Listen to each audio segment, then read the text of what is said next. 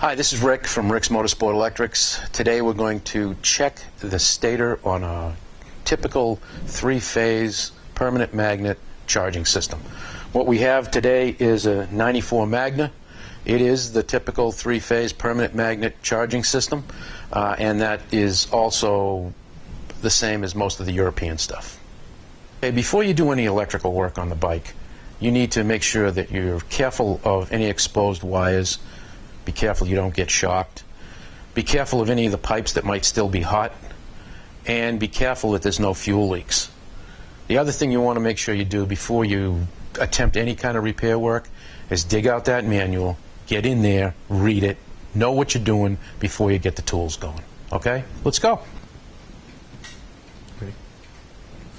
Okay, so you've taken the side cover off and you've exposed the stator. The stator on the left is a good stator, and the stator on the right is obviously burnt out. So if you have a stator that looks like that, chances are that's your problem. Okay, what we're going to do is look for continuity between all three phases and make sure nothing goes to ground.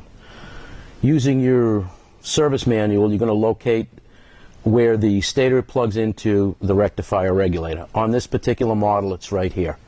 So turn your meter to the ohms setting. We're going to check from A to B, then B to C,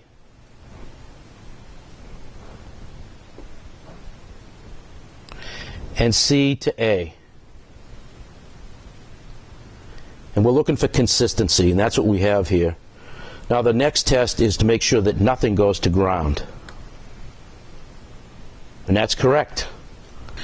Okay, what we're going to do is put our meter to AC volts, and then we're going to start the bike up.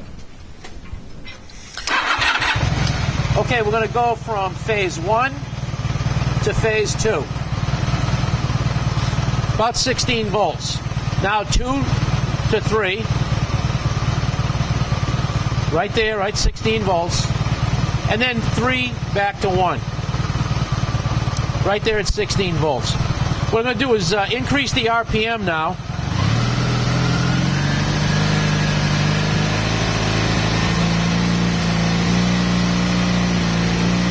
And you can see that the voltage goes up exponentially with the RPM of the engine. All right, if you're a little confused on how to test that thing, it's much easier to go to the back of the connector.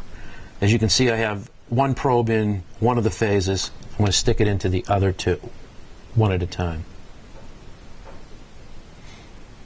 That allows you to connect and see all three phases.